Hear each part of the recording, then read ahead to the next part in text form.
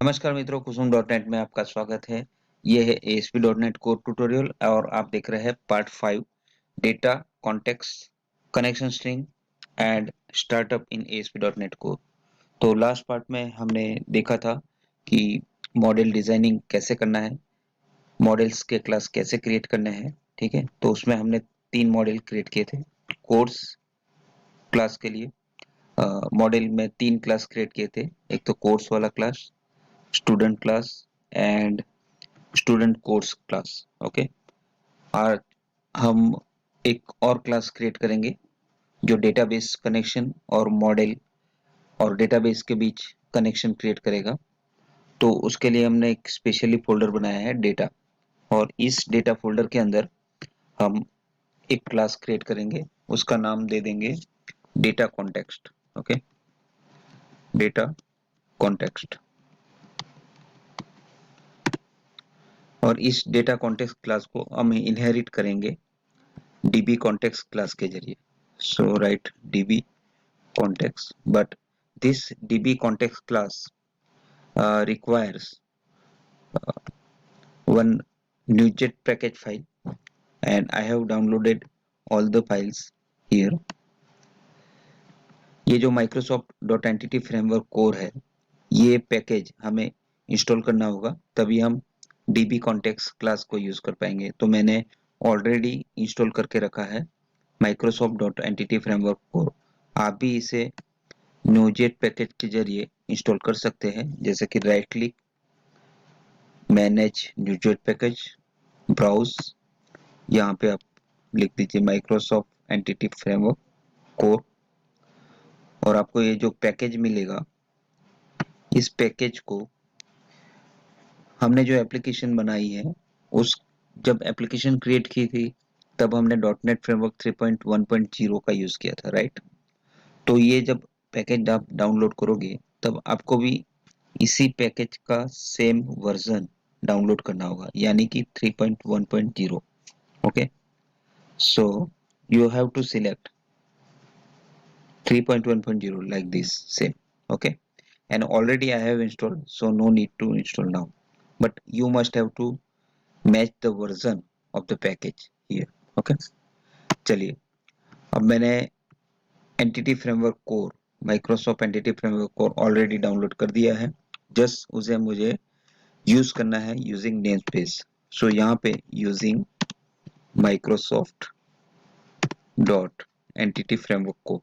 Okay, ये मैंने namespace define कर दिया। अब मैं डीबी कॉन्टेक्स्ट का यूज कर सकता हूँ, राइट। और इस क्लास के अंदर मुझे अभी कंस्ट्रक्टर क्रिएट करना होगा। So public name of the constructor as the same name of the class, so db context, और inside of this आपको ये जो db context क्लास हमने इनहेरिट किया है, उसका एक ऑप्शंस db context ऑप्शंस, ये क्लास का यूज करके हमें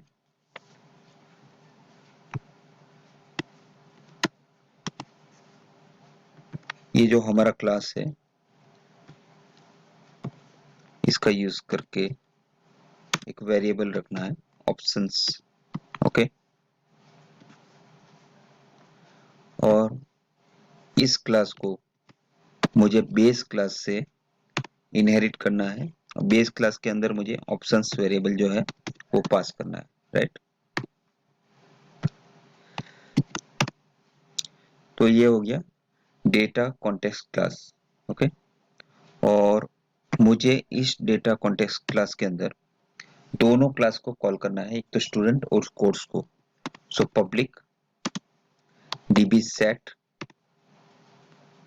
and name of the class was student, right. So select student, but I cannot inherit it here because that class is under model folder. Okay, so we have to inherit first in the namespace using application name web application 3 dot models. तो अपने पास now student class will be available. right? तो public db set student and just give the different name for this created class, students s लगा दीजिए आप and get set. okay, so ये हो गया. इसी तरह कोर्स क्लास के लिए भी हमें यहाँ पे db set डिक्लेयर करना है. So write down here course and give the name here courses, right? चलिए, तो ये डेटा कॉन्टेक्स्ट क्लास हमने यहाँ पे क्रिएट कर दिया है, राइट? यहाँ पे ये डिफरेंस है, सो ये एरर चला गया, right? After creating this data context class, we have to call the connection string for this data context class, so that we can connect SQL database with this data context class, right? So चलिए चलते हैं app settings की ओर. app settings.json में मैं connection string रख देता हूँ. मैंने ऑलरेडी बना के रखी है, इसे मैं कॉपी पेस्ट करके रख देता हूँ,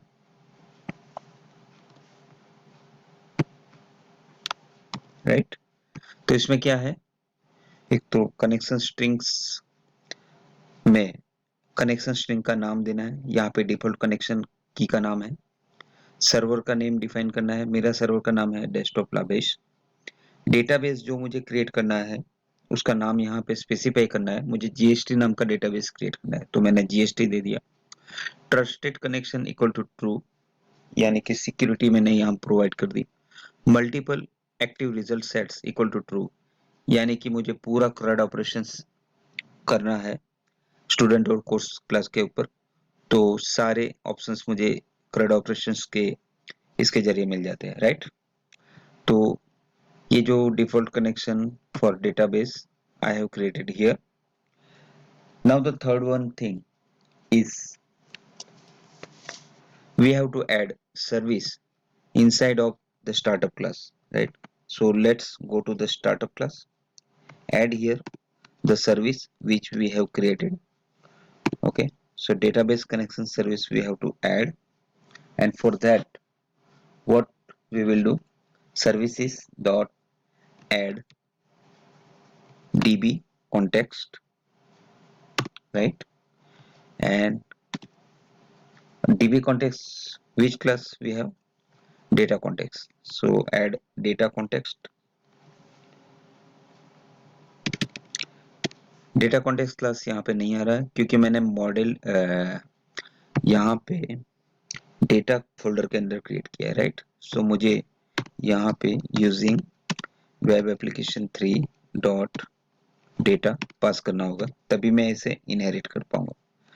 सो data context now it will see. Okay, और उसमें मुझे क्या करना है, एक तो ऑप्शंस पास करने हैं. So options lambda expression options dot use SQL server. अब ये जो use SQL server है ये अभी भी आ जाता है, लेकिन अगर आपका पैकेज इंस्टॉल नहीं है तो ये आपको नहीं दिखेगा. तो इसके लिए मुझे किसकी जरूरत पड़ेगी, ये इस पैकेज की, माइक्रोसॉफ्ट एंटिटी फ्रेमवर्क और SQL सर्वर. ये आपको न्यूजेट पैकेज इंस्टॉल करना होगा. मैंने ऑलरेडी इंस्टॉल किया है, इसलिए ये ऑप्शन मुझे मिल गया, राइट? तो आपको ये एंटिटी फ्रेमवर्क और SQL सर्वर इंस्टॉल करना होगा. Now using this use SQL server, we have to pass configuration of the connection key. So let's configuration dot get connection string. Okay, and inside of this get connection string, I will pass the key name of that data connection key, which inside of app settings.json, this one default connection, right? So let's go to this startup class and here pass the key name. Okay, save it. So three things are created: data context class, connection string, and service I have added. Okay. अभी एक last thing है, मुझे database create करने के लिए एक package install करना होगा, Microsoft entity framework core dot design. ये क्या करेगा? डेटाबेस डिजाइन करेगा। और मैंने ऑलरेडी इंस्टॉल किया है, आपको ये अगर आपके अंदर नहीं है तो इंस्टॉल करना पड़ेगा, राइट? तो after installing this I will go to the tools and select new jetpack manager and package manager console. Here I will define that command to add the database. For that I will use the command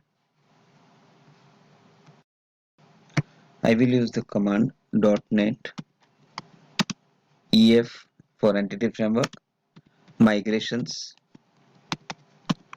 and add, because we want to create database. So .NET EF migrations add, and the name of the this command, just give any name. Okay, I am giving the name suppose P1. Okay, let's enter.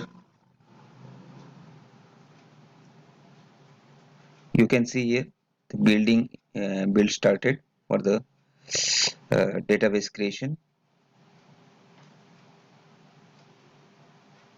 and now it's success here, done. Okay, so you can see here the migration class is now generated, this one. Okay, in the side of this migration folder there is class of the database, and you can see here in the database connection this database is created. Okay, student course, students, courses, all the tables are created now, right? तो आज के लिए इतना ही। हमने एक तो data context class create किया, SQL connection का की ऐड किया ऐप सेटिंग्स के अंदर, और सर्विस ऐड की, बाद में हमने डेटाबेस क्रिएट किया, राइट? तो सारी चीजें हमने आज देख ली। आगे का जो सेशन है उसमें हम लेआउट के बारे में देखेंगे। तो आज के लिए सिर्फ इतना ही। वीडियो देखने के लिए धन्यवाद। अगर आपको ये वीडियो अच्छा लगे तो मेरी चैनल को प्लीज करके सब्सक्राइब करें, शेयर करें, लाइक करें। Thank you. Have a great day.